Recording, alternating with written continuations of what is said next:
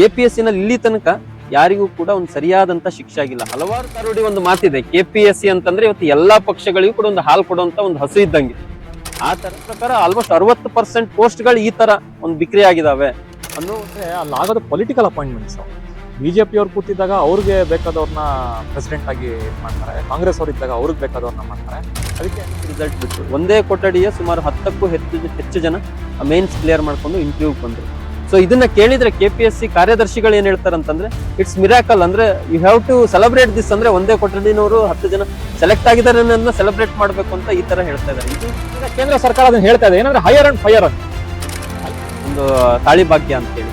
KPSC ಅವ್ರು ತಮ್ಮ ಸಂಬಂಧಿಕರ ಹೆಣ್ಮಕ್ಳನ್ನ ಮದುವೆ ಆಗ್ತಿರಂದ್ರೆ ಆ ಹುಡುಗನಿಗೆ ಒಂದು ಹುದ್ದೆ ಕೊಡುವಂತದ್ದು, ಇಂಟರ್ವ್ಯೂನಲ್ಲಿ ಮಾರ್ಕ್ಸ್ ಹೇಳ್ಕೊಡು. ಎಲ್ಲವನ್ನು ನಾನು ನೋಡ್ತಾ ಇರೋದು 2.25 ಲಕ್ಷ ಹುದ್ದೆಗಳು ಖಾಲಿ ಇದ್ರು ಕೂಡ ಸರ್ಕಾರ ಒಂಥರ ಔಟ್ಸೋರ್ಸ್ ಮಾಡುವಂತದ್ದು. ಇವಾಗ ನೋಡಿದೀನಿ, ಟ್ರಾಫಿಕ್ಗೆ ಏನೋ ವಾರ್ಡನ್ಸ್ ಅಂತ ತಗೊಳ್ಳುವಂಥದ್ದು, ಶಿಕ್ಷಕರ ನೇಮಕಾತಿ ಮಾಡೋ ಬದಲು ಅತಿಥಿ ಶಿಕ್ಷಕರು ಉಪನ್ಯಾಸಕರ ನೇಮಕಾತಿ ಮಾಡ್ಕೊಳ್ಳುವಂಥದ್ದು, ಅಥವಾ ಇವತ್ತು ಬ್ಯಾಂಕ್ ಕೂಡ ನಾನು ಕೇಳಿದೆ ಅದೇನೋ ಬೇರೆ ಹೆಸರಲ್ಲಿ ಬ್ಯಾಂಕ್ ಮಿತ್ರ ಅಂತ ತಗೊಳ್ಳುವಂಥದ್ದು, ಏನಂದ್ರೆ ಏನೋ ಸೇವೆ ಮಾಡಿ ಬನ್ನಿ ಅಂತ ತಗೊಳ್ಳುವಂಥದ್ದು. ದುಡ್ಡು ಯಾಕೆ ಸರ್ಕಾರಗಳಿಗೆ ಸರ್? ಈ ಸರ್ಕಾರ ಬಂದೋಗಿವೆ, ಇವ್ರಿಗೆ ನೇಮಕಾತಿ ಮಾಡ್ಕೊಂಡ್ರೆ ಏನ್ ಸಮಸ್ಯೆ?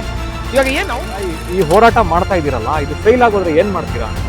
ಅವರು ಅವ್ರು ಹೇಳಿದ ಉತ್ತರ ಏನಂದ್ರೆ, ನಾವು ಎಷ್ಟೋ ಸಲ ಮಳೆ ನಂಬ್ಕೊಂಡು ಬೆಳೆ ಹಾಕ್ತೀವಿ, ಮಳೆನೇ ಬರಲ್ಲ, ಆದ್ರೆ ಉಳುಮೆ ಮಾಡೋದು ಬಿಟ್ಟಿದೀವ ಅಂತ ಹೇಳಿ ಈ ಛಲ ಬೇಕಾಗಿದೆ.